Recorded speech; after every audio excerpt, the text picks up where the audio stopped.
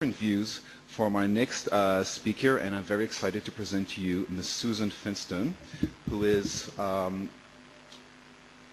the Associate Vice President for Intellectual Property of Pharma.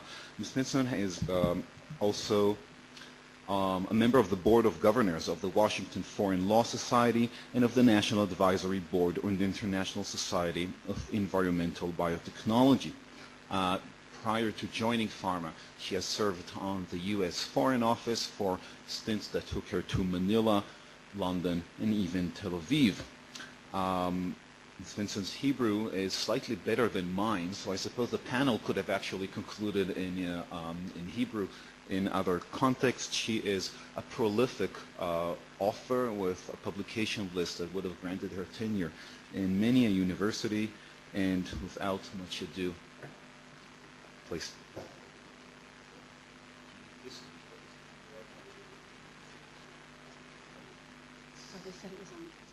I have to say that it's always embarrassing when the introduction raises the expectations. The goal of a speaker, particularly before lunch, is to lower expectations, not to raise them. And when all day yesterday everyone was talking about tomorrow we'll talk about and referencing pharma thinks this, pharma thinks that. So in some ways it's an opportunity to speak in my own voice. In other ways, obviously now is the challenge, and I appreciate your forbearance. I wouldn't dream of trying to do this in Hebrew. My Hebrew isn't nearly good enough. Okay, so why do I call this Trips in Jordan King Abdullah's Folly? When I was at the State Department, I was in Israel working on TRIPS and implementation 94, 95. Then took a detour to the Philippines, found my way back, and I was in Washington as the representative from the State Department on the accession of Jordan to the WTO. King Abdullah II came to the throne and realized that the future for Jordan was really to take up international disciplines and to rejoin the world community. And obviously there's just such a magnitude of difference between Jordan and Israel as there is between India and Jordan or India and Israel. But interestingly enough, when I go to India, they're really interested in what Jordan did because there are parallels. And I think if there are some parallels and some interest in India, then maybe there also would be some interest here. Also, trying to reflect a little bit of the discussion now, I just have to say for background, I submitted an abstract to this conference as a nice Jewish girl from Michigan, having gone also to the University of Michigan, making my parents proud. I'm going to try to present a paper in Israel. And so it was totally on Jordan. And then I found myself in the middle of possibly the most controversial current IP issue on data exclusivity. And so rather than kind of introduce a topic that will be so far out that it won't really jibe with everyone else, I want to say a little bit about what we heard yesterday and respond to that a little bit. Obviously, we were very pleased to hear that the intent of the government of Israel is to try to take into account the reasonable needs of MNCs for return. And that is why it's difficult to launch a drug if you know within a period of months it will be copied by a local company. We have about a dozen and a half drugs for which that happened. That really explains where if there's pre-grant opposition, you've got a patent but it's being challenged, or if you're not sure about the strength of the patent, whether it's being challenged or you have no data exclusivity, it's harder to launch. Obviously, the government of Israel wants the foreign direct investment, and they also said, we heard from Minister Olmert, they'll regulate prices directly, and that takes care of the needs of the consumers. We are not price makers in Israel and in many other countries. We're price takers. And so that's really not relevant, and that will be taken care of according to the government of Israel. Looking at what happened when King Abdullah ascended to the throne of Jordan in '99, they undertook, already before then, a 10-year process of economic reform. When they came into the WTO and got the FTA, they then sat down in Aqaba and said, now the reforms begin. So I don't want to say that this is a static process, it's really a continuing process. But as an initial matter, they put at risk their second highest earner of foreign currency. At the time in '99, it was $150 million of export. And when I went with Kathy Novelli from USTR in 1998 to Jordan, they told me as the U.S. representative of the government, not at that time of pharma, you're trying to put us on the shelf. Pharma just wants to destroy us. And then I went to pharma, and I had to try to not necessarily prove them wrong because we couldn't make any promises, but to try to show them at least goodwill and that there is, for high-quality generic products, a very important place in the marketplace. And so in 2002, we're really pleased to see that not only did they pass the law, but they were enforcing the law. And in fact, I don't know if you can read at the bottom, but they actually had an increase of more than 20% of their generic sales. And now, instead of selling to Libya, to Sudan, and to the pariah markets that didn't have data exclusivity, they're selling to Germany, to the U.S., and they're maintaining stringent standards in line with the WTO. Okay, we've already seen this one. I'll skip it. I really appreciate that you covered a lot of the definitions, as you did a good job on your time. But essentially what I'd like to do in talking about Jordan is talk about how what they did falls into the mainstream of what 39.3 is, and this is where, with all due respect to judges, I have a tremendous respect for judges. I have some relatives who are judges. We don't always necessarily agree on what things mean in the WTO, and a lot of different national courts take different positions on things, and that's sovereignty. That's what we live with in the U.S. It was actually a judicial decision that led the U.S. Congress to patch Hatch-Waxman because they disagreed with a Supreme Court case, and they changed the law as a result. So we see that judges influence law, and then legislation influences judiciaries. So the first one is Jordan. This is the Jordan Working Party report. It's the legislative history, so to speak, of Jordan's accession.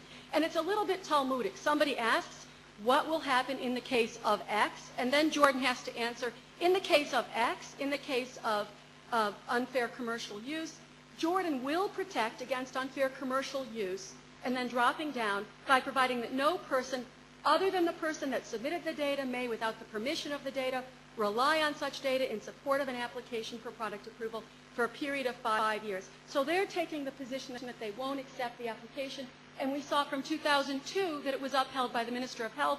It's been upheld by the courts, and this is the position of Jordan, which they believe is the requirement of the TRIPS agreement. This is before the Jordan FTA. Then we go to the European position, and of course Europe represents now 25 countries. I think you cited 6 or 7, Paul. 25 countries that take 10 years plus an additional year for innovative products that now has to be transposed into law domestically in each country. And in case you're left with the view that it's only the U.S. that cares, Europe has a non-EU priority system, and in that system they're focusing on Turkey, and they're taking a trade barriers review that's similar to Special 301, and it looks like Turkey will soon adopt. They're focusing on India. Pascal Lamy and other ministers have gone to India, and now in fact India has cited the U.S. and the EU as the reason why it is now considering what measures it needs to take, and the formulation is important, to meet 39.3 obligation for data protection. They recognize the obligation in India, and they're looking at how they do it, and it's not just because of the U.S. They specifically cite the Europeans. Then we see the USTR view, which I think you stated well. It's a 5-year term because that's the domestic. However, you get an additional 3 years for new uses as well in the U.S. So you can get a total of 8 years in the U.S. Okay, we also have a GOI experts committee that I was surprised that Tal didn't mention because he was actually on the committee that met in 1994-95 and recognized that Israel did need to strengthen its law to provide protection under 39.3 because the protection didn't yet exist, and that there needed to be changes both to prevent disclosure and to prevent registration where there was an innovator's petition, a dossier for a period of 5 years. And they did have a phase-in period. They wanted a 3-year phase-in, but the phase-in was supposed to start in 1994, so the report recommended that by 1997, Israel should provide a period for 5 years. And I'm pleased that both of my eminent panelists were on this report, were part of this report because it was unanimous recommendation to the government. Unfortunately, the government didn't include it, but nonetheless, this report still stands as the recommendation to the government of what Israel was supposed to do. So even at that time in 94, Israel recognized the need to amend its law to meet 39.3. Only later, when USTR started asking after 2000, the position came out of the Ministry of Justice that they didn't need to do anything. Their own experts recommended otherwise. Okay, now let's get back to Jordan because we see that King Abdullah took a risk. And I kind of left you with a cliffhanger. What happened to Jordan? I told you a little bit already so that you wouldn't worry about the local manufacturers, that they came out of it okay. But really the biggest winners were patients and families and the society of Jordan that is moving to a knowledge economy. Obviously, again, not on the scale of Israel, certainly not on the scale of India, but in its own way, people already are reaping the benefits. And in 2000, when I was faced with the demands of the locals in Jordan, I told them, pharma is an ocean liner, and we can't make a commitment, but we do reward innovation, and it's really nice to see that this really happened. First of all, prices fell. Why? Because like in Canada, prices for products that weren't innovative were very high. Most people need run-of-the-mill products. If there isn't competition from international companies at a meaningful level, those prices tend to be higher. So they're higher in Argentina where there's no good IP than in Mexico. They were higher in Jordan before IP than after, and it really benefits patients that generic products now cost less because our companies are competing with them on a global basis. More importantly, or equally importantly, when we talk about access to medicines, Tal was very powerful in his description of the importance of that, and we have seen since 2000 32 new product launches, and now Jordan is in the global launch list. There is no such thing as a pharma boycott. I want to be very clear about that. Okay, that would offend me.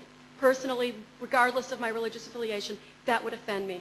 But our companies can only launch where they know that their product is not going to be expropriated. It's a commercial situation where we're finding that that's happening. And so we're launching in Jordan when we launch globally. If Israel had good intellectual property protection, we would want to do that. That's the business model, and that's what we want to do. In addition, Jordan is now viewed as a knowledge economy by WIPO. And 2 weeks ago, I had the pleasure to be a speaker the first day of a WIPO conference.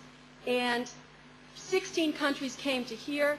And this knowledge economy is attracting not only pharma investment, but other investment. In terms of pharma, we have a 300% growth in direct employment. There is a multiplication factor in that benefits the economy. Here are some specific local partnerships I'm happy to give you information on later. Now we have a concept of establishing Jordan as a regional center for clinical excellence, which 5 years ago everybody would have laughed at. I mean, I was totally surprised. The companies are coming to me with this because they are now doing so many clinical trials in Jordan. Little tiny Amman is having so many clinical trials, and they're starting a cancer center for clinical research. And this is just in 2004. So you see clearly, without data exclusivity, which is protection for clinical research, obviously clinical trials cannot take place. We had one trial from Pfizer in 2000. There was one trial by Organon in 99. They adopted it in 99, so it was coming in. And then when you see the benefits, the level of literacy, which is higher in Jordan, not than in Israel, but elsewhere in the Arabic-speaking world, you can see that this is now becoming the center of the Arabic-speaking world for clinical research. Okay, no problem. Okay. We now also have new centers for medical tourism. Jordan has entered into a cycle, a kind of a virtuous cycle instead of a vicious cycle. When they had data exclusivity, suddenly they were getting new product launches, and they never had as much of that, so they weren't prepared. So what did they do? They revamped the Ministry of Health, and pharma provide computers for that, in full disclosure, because we thought it was important for them to succeed. Okay, then what did they do? They heard that companies wanted to conduct clinical trials. They revamped their clinical trial process so that it's now at the world standard and FDA is comfortable with it. Now they got all these new products, they've got clinical trials, and they're getting medical tourists. So now they have 4 holistic and traditional and conventional medical centers in the Dead Sea and elsewhere. And so this is because patients will come if they know you've got the cutting edge products. I know medical tourism is also successful in Herzliya, Fatuah, and other places in Israel, but it's more successful when you have the best, newest products. And so Jordan is having that. In terms of the local firms, exports increased now through 2003 more than 30%. I want to emphasize that's not pharma production in Jordan.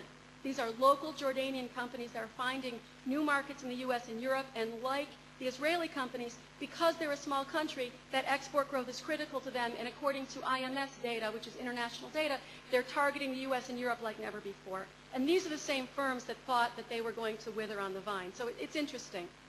Now, we've already talked about this, so I won't go over it more, but it basically confirms what we had thought, which is that when we have such pre-grant opposition that Jacques discussed yesterday, when we have relatively weak patents for our own reasons, because Israel's a small market and sometimes our patent coverage isn't as good, data exclusivity is important.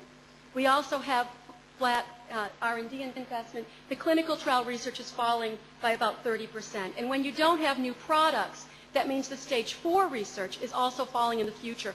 So unfortunately, instead of a virtuous circle, it becomes a vicious cycle, and it's not good for Israel, and we would like to be able to bring more research to Israel, obviously, given the inherent talent that's here. Now, but looking at how the situation worked out for Jordan, there is no certainty in this world, and we can't make promises. Pharma members have to look at each individual situation. But Jordan reduced the risks of opening up its economy by providing the highest IP, because like Minister Olmert, they realized that due to the risk of the region, they had to make a better deal. They had to provide incentives, and then our companies responded to those incentives, benefiting society and